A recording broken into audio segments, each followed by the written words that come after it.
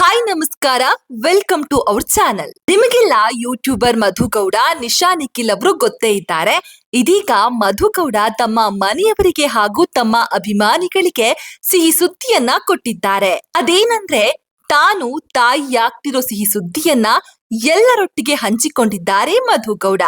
ನಾನ್ ಹೇಳೋಕೆ ಬಂದಿರುವ ವಿಚಾರ ಕೇವಲ ಮಧುಗೌಡ ಪ್ರೆಗ್ನೆಂಟ್ ಆಗಿದ್ದಾರೆ ಅಂತ ಹೇಳೋದಕ್ಕಲ್ಲ. ಅದೇನು ಅಂತ ತಿಳ್ಕೋಬೇಕಾದ್ರೆ ಈ ವಿಡಿಯೋವನ್ನ ಮಿಸ್ ಮಾಡದೆ ಪೂರ್ತಿಯಾಗಿ ನೋಡಿ. ಮದ್ವೆ ಆಗಿರುವ ಪ್ರತಿಯೊಂದು ಜೋಡಿಗೂ ತಮ್ಮ ಮೊದಲ ಪ್ರೆಗ್ನೆನ್ಸಿ ಅಂದ್ರೆ ಎಲ್ಲಿಲ್ಲದ ಸಂತೋಷ ಇರುತ್ತೆ. ಅದೇ ರೀತಿ ಮಧುಗೌಡ ಕೂಡ ಸಂತೋಷ ಪಟ್ರು, ಎಮೋಷನಲ್ ಆದ್ರು, ಕಣ್ಣೀರಿಟ್ರು. ಪ್ರೆಗ್ನೆನ್ಸಿ ಕಿಟ್ ನಲ್ಲಿ ಟೆಸ್ಟ್ ಮಾಡಿದ್ರು, ಆಸ್ಪತ್ರೆಯಲ್ಲೂ ಕೂಡ ಟೆಸ್ಟ್ ಮಾಡಿಸಿದ್ರು. ಆ ನಂತರ ಈ ಸುದ್ದಿಯನ್ನ ತನ್ನ ಮನೆಯವರಿಗೆ ತಿಳಿಸಿದ್ರು.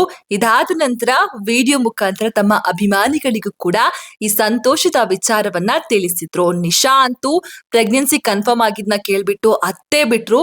ಅಂಡ್ ಇವರು ಫೋಟೋಶೂಟ್ ನ ಕೂಡ ಮಾಡಿಸ್ತಾರೆ. ಆ ಫೋಟೋಶೂಟ್ ಅಂತೂ ತುಂಬಾನೇ ಕ್ಯೂಟ್ ಆಗಿದೆ.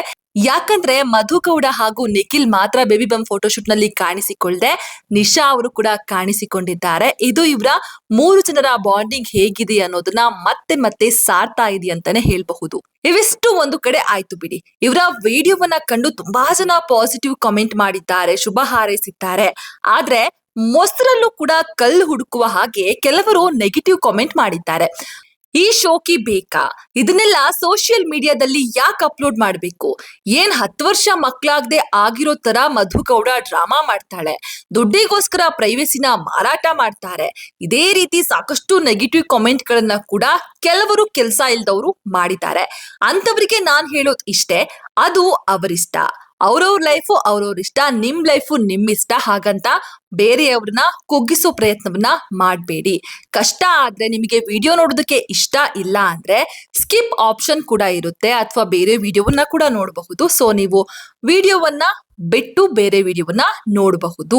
ವಿಡಿಯೋ ನೋಡೋದಕ್ಕೆ ಇಷ್ಟ ಆಗೋದಿಲ್ಲ ಅಂತಾನೆ ಕೆಲವರು ವಿಡಿಯೋವನ್ನ ಪೂರ್ತಿ ನೋಡಿ ಅದರಲ್ಲಿರೋ ಮಿಸ್ಟೇಕ್ ನೇ ಹೈಲೈಟ್ ಮಾಡೋ ನಿಮ್ಗೆಲ್ಲ ಅದೇನ್ ಹೇಳ್ಬೇಕು ನನಗಂತೂ ಅರ್ಥ ಆಗ್ತಿಲ್ಲ. ನಿಮ್ಮ ಅಕ್ಕ ತಂಗಿ ಇದೇ ರೀತಿ ವಿಡಿಯೋ ಮಾಡ್ತಾ ಇದ್ರೆ ನೀವು ಇದೇ ರೀತಿ ಮಾಡ್ತಿದ್ರಾ?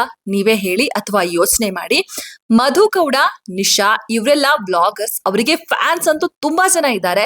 ಅಭಿಮಾನಿಗಳನ್ನ ಇವರೆಲ್ಲ ಮನೆಯವರಂತ ಟ್ರೀಟ್ ಮಾಡೋದಕ್ಕೆ ಕಷ್ಟ ಇರ್ಲಿ, ಸುಖ ಇರ್ಲಿ, ದುಃಖ ಇರ್ಲಿ, ಎಲ್ಲವನ್ನೂ ಕೂಡ ಇವ್ರು ಸೋಷಿಯಲ್ ಮೀಡಿಯಾದಲ್ಲಿ ಶೇರ್ ಮಾಡಿಕೊಳ್ತಾರೆ. ಇದ್ರಲ್ಲಿ ತಪ್ಪೇನಿದೆ? ಸುಮ್ನೆ ನೆಗೆಟಿವ್ ಕಮೆಂಟ್ ಮಾಡಿ ಯಾಕೆ ಅವ್ರ ಮನ್ಸಿಗೆ ಬೇಜಾರ್ ಮಾಡ್ತೀರಾ? ಅವರ ತಾಯಿತನನ ಎಂಜಾಯ್ ಮಾಡೋದಕ್ಕೆ ಬಿಟ್ಟು ಬಿಡಿ. ಕಣ್ಣೀರು, ಎಮೋಷನ್ ನ ಗೇಲಿ ಮಾಡೋದಕ್ಕೆ ಹೋಗ್ಬೇಡಿ. ಯಾಕಂತಂದ್ರೆ ಕರ್ಮ ಒಂದಲ್ಲ ಒಂದಿನ ಹೊಡೆದೇ ಹೊಡೆಯುತ್ತೆ. ನೀವ್ ಇವತ್ ಯಾರಿಗೋ ಏನೋ ಹೇಳಿದ್ರೆ ನಾಳೆ ನಿಮಗೆ ಅಥವಾ ನಿಮ್ಮ ಮನೆಯವರಿಗೂ ಕೂಡ ಅದೇ ರೀತಿಯ ನೆಗೆಟಿವ್ ಟೀಕಾ ಮಾಡಗಳು ಬರ್ತಾನೆ ಇರುತ್ತೆ. ಸೊ ಯೋಚನೆ ಮಾಡ್ಬಿಟ್ಟು ಒಬ್ಬರ ಬಗ್ಗೆ ಕಾಮೆಂಟ್ ಮಾಡಿ. ಸಾಧ್ಯ ಆದ್ರೆ ಸಪೋರ್ಟ್ ಮಾಡಿ, ಇಲ್ಲ ಸುಮ್ನೆ ಇದ್ಬಿಡಿ. ಸೊ ನಾನಂತೂ ಮಧುಗೌಡ, ನಿಶಾ ನಿಖಿಲ್ ಫ್ಯಾಮಿಲಿಗೆ ಸಪೋರ್ಟ್ ಮಾಡ್ತೀನಿ. ಒಳ್ಳೇದಾಗ್ಲಿ ಮಧುಗೌಡ ಅವರೇ. ನೆಗೆಟಿವ್ ಕಾಮೆಂಟ್ ಗಳಿಗೆ ಕಿವಿ ಕೊಡ್ಬೇಡಿ. ನಿಮ್ಮ ತಾಯಿತನನ ಎಂಜಾಯ್ ಮಾಡಿ.